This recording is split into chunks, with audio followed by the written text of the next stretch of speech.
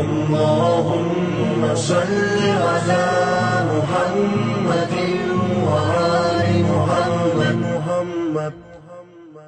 اعوذ باللہ من الشیطان اللعین الرجیم. بسم اللہ الرحمن الرحیم. الحمد للہ وکفا وسلام علی عبادہ الذین اصطفیٰ محمد وعطرتہ الطاہرہ واللعنۃ الدائمۃ علی اہلہا. اما بعد، خطبہ شعبانیہ کا دوسرا حصہ. پچھلے حصے کے اندر جو ہم نے بات جہاں پر روکی تھی وہ حصہ تھا فَاسْأَلُوا اللَّهَ رَبَّكُمْ بِنِيَّاتٍ صَادِقَةٍ وَقُلُوبٍ طَاهِرَةٍ أَن يُوَفِّقَكُمْ لِصِيَامِهِ وَتِلَاوَةِ كِتَابِهِ فَإِنَّ الشَّقِيَّ مَنْ حُرِمَ غُفْرَانَ اللَّهِ فِي هَذَا الشَّهْرِ الْعَظِيمِ. اللہ سے روزے کی اور تلاوت کتاب کی توفیق مانگو. اس کے بعد ختم مرتبہ ارشاد فرماتے ہیں وَاذْكُرُوا بِجُوعِكُمْ وَعَطَشِكُمْ فِيهِ جُوعَ يَوْمِ الْقِيَامَةِ وَعَطَشَهُ. اور اس مہینے کی بھوک اور پیاس کو، اس مہینے کی بھوک اور پیاس کے ذریعے سے روز قیامت کی بھوک اور پیاس کو یاد کرو. وَتَصَدَّقُوا عَلَىٰ فُقَرَائِكُمْ وَمَسَاكِينِكُمْ. اور جتنا ہو سکے خیرات، نیکی اور صدقات کو بانٹو فقراء کے درمیان اور مساکین کے درمیان. وَوَقِّرُوا كِبَارَكُمْ. اور اپنے بزرگوں کا احترام کرو اور انہیں وقار و سکینت عطا کرو. وَارْحَمْ صِغَارَكُمْ وَصِلُوا أَرْحَامَكُمْ. اور جو تمہارے چھوٹے ہیں ان پر رحم کرو اور جو ارحام ہیں، اولو الارحام یعنی کہ جو تمہارے رشتہ دار ہیں، ان کے ساتھ صلہ رحمی سے پیش آؤ. وَاحْفَظُوا أَلْسِنَتَكُمْ. کیا پروٹوکول ہے اس مہینے کا؟ رسالت مآب فرماتے ہیں کہ اپنی زبان کو محفوظ رکھو. وَغُضُّوا أَبْصَارَكُمْ وَغُضُّوا عَمَّا لَا يَحِلُّ النَّظَرُ إِلَيْهِ أَبْصَارَكُمْ. اور اپنی نگاہوں کو بچاؤ ان چیزوں سے کہ جن کی طرف نگاہ کرنا اللہ نے حلال قرار نہیں دیا.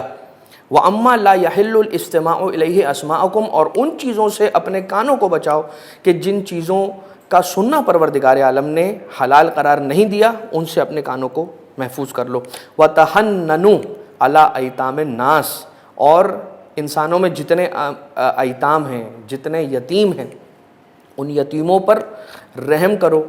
تو پھر یہ ہوگا کہ تُحَنَّنُوا عَلَىٰ أَيْتَامِكُمْ. کل کو تمہارے یتیموں پر رحم کیا جائے گا. وَتُوبُوا إِلَى اللَّهِ مِن ذُنُوبِكُمْ. اور اپنے گناہوں سے پروردگار عالم کی بارگاہ میں توبہ طلب کرو. وَارْفَعُوا إِلَيْهِ أَيْدِيَكُمْ بِالدُّعَاءِ فِي أَوْقَاتِ صَلَوَاتِكُمْ.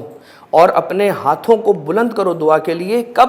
فی اوقات صلواتکم. اپنی نماز کے اوقات کے وقت یا نماز کے ختم ہونے کے فوراً بعد. فإنها افضل الساعات. اس لیے کہ یہ ساعتیں افضل ترین ساعتیں ہیں. ینظر اللہ عز وجل فیہا بالرحمت الی عبادہ. کہ جن ساعتوں میں اللہ اپنے بندے کی طرف اپنی نگاہ کرم فرمایا کیا کرتا ہے. یجیبہم اذا ناجوا. جب وہ اس کی مناجات کرتے ہیں تو وہ جواب دیتا ہے. یہ وہ اوقات ہیں کہ جن اوقات میں پروردگار کی خاص رحمت ہوتی ہے. جب وہ مناجات کرتے ہیں اس کے بندے تو وہ انہیں جواب دیتا ہے. وَيُلَبِّيهِمْ اِذَا نَادَوْهُ. جب وہ انہیں پکارتے ہیں تو ان کی پکار پر لبیک کہتا ہے. وَتَسْتَجِيبُ لَهُمْ اِذَا دَعَوْهُ. اور جب وہ اس سے دعا کرتے ہیں تو وہ دعا کو مستجاب کیا کرتا ہے. یا ایھا الناس. اے انسانوں. ان انفسکم مرہونۃ باعمالکم. یاد رکھنا کہ تمہارے نفوس جو ہیں، تمہارے نفس تمہارے اعمال کے گروی ہیں. فَفُكُّوهَا بِاِسْتِغْفَارِكُمْ. پس انہیں چھڑاؤ استغفار کے ذریعے سے. تمہارے نفس تمہارے اعمال کے گروی ہیں. اپنے نفس کو جو جہاں وہ گروی ہیں وہاں سے چھڑانے کے لیے کیا کرنا ہے؟ استغفار کرنا ہے. وَظُهُورَكُمْ ثَقِيلَةٌ مِّنْ أَوْزَارِكُمْ. اور تمہاری پشت، تمہاری کمر، تمہاری پیٹھ وہ وزنی ہو چکی ہے اس بوجھ کے ذریعے سے کی وجہ سے کہ جس بوجھ کو تم نے اپنی پیٹھ پر لادا ہوا ہے، اپنی پشت پر لادا ہوا ہے. فَخَفِّفُوا عَنْهَا بِطُولِ سُجُودِكُمْ. پس اپنے اس ظاہر کے، اپنے اس پشت کے وزن کو کم کرو طویل سجدے کرنے کے ذریعے سے. بِطُولِ سُجُودِكُمْ. وَاعْلَمُوا أَنَّ اللَّهَ تَعَالَى ذَكَرَهُ. اور جان لو کہ پروردگار عالم نے ذکر فرمایا ہے. اقسم بعزتہ اللہ یعذب المصلین والساجدین.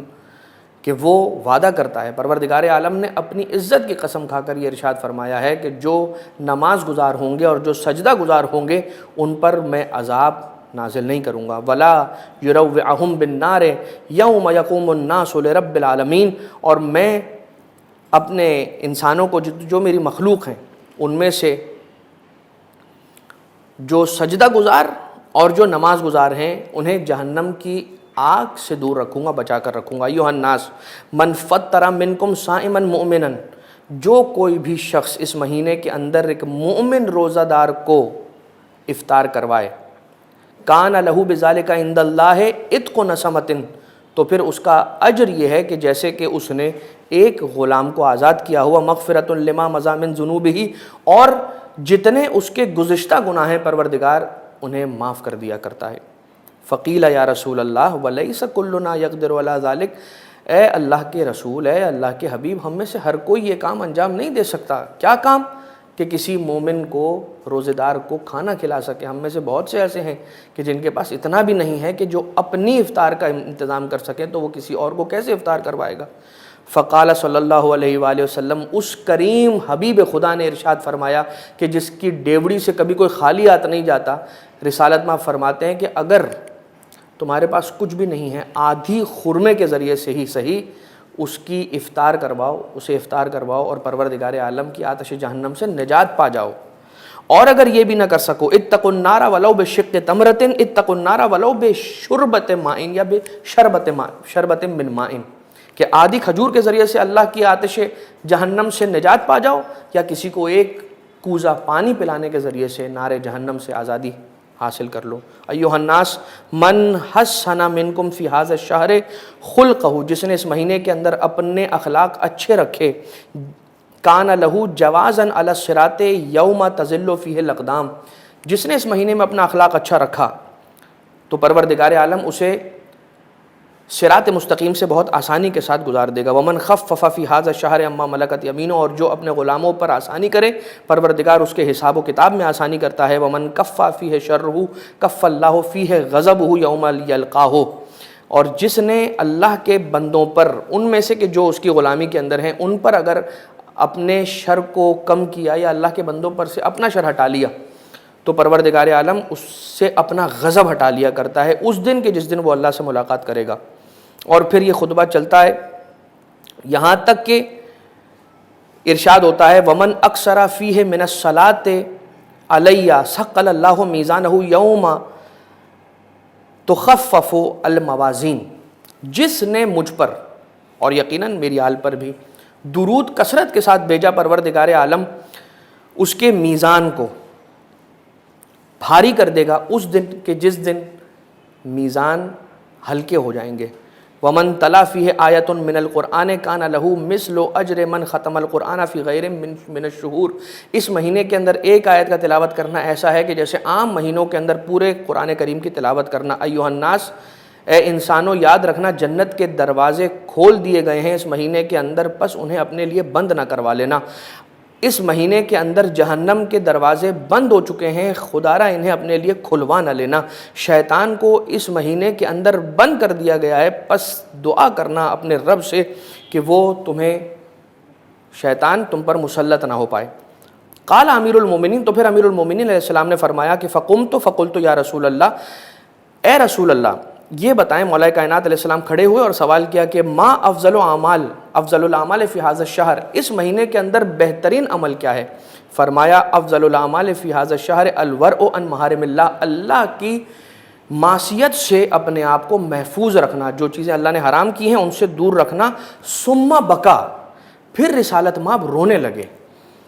فقلت، پھر پوچھا یا رسول اللہ ما یبکی کا، آپ کو کس بات نے رلایا؟ فقال یا علی ابکی لما یستحل منک فی ھذا الشہر، میں اس لیے رو رہا ہوں، اس مصیبت کو یاد کر کے رو رہا ہوں کہ جو مصیبت آپ پر گزرنے والی ہے اس مہینے کے اندر، کأنی بکا وانت تصلی لربک، اس عالم میں کہ تم اپنے رب کی نماز میں مشغول ہوگے اور اولین و آخرین میں جو سب سے شقی شخص ہوگا وہ تم پر وار کرے گا۔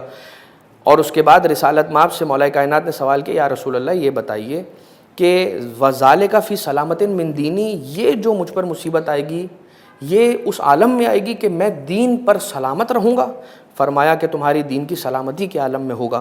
ثم قال صلی اللہ علیہ وآلہ وسلم یا علی من قتلک فقد قتلنی، جس نے تجھے قتل کیا اس نے مجھے قتل کیا، اور جس نے تجھ سے بغض رکھا اس نے مجھ سے بغض رکھا، اور جس نے تجھے برا بھلا کہا اس نے مجھے برا بھلا کہا۔ رسالت مآب اپنے اس خطبہ شعبانیہ کے آخر میں مصائب مولا کائنات علیہ الصلوۃ والسلام کا پہلے سے بیان کر رہے ہیں کہ اس مہینے کے اندر اے علی تجھے ضربت لگائی جائے گی۔ خطبہ شعبانیہ اپنے اختتام کو پہنچتا ہے اس دعا کے ساتھ کہ پروردگار ہمیں اپنے اس عظیم مہینے کے احترام اور اس کے اہتمام کی توفیق نیک عنایت فرمائے۔ وآخر الدعوانا ان الحمد للہ رب العالمین۔ اللهم صل على محمد وآل محمد۔ اعوذ باللہ من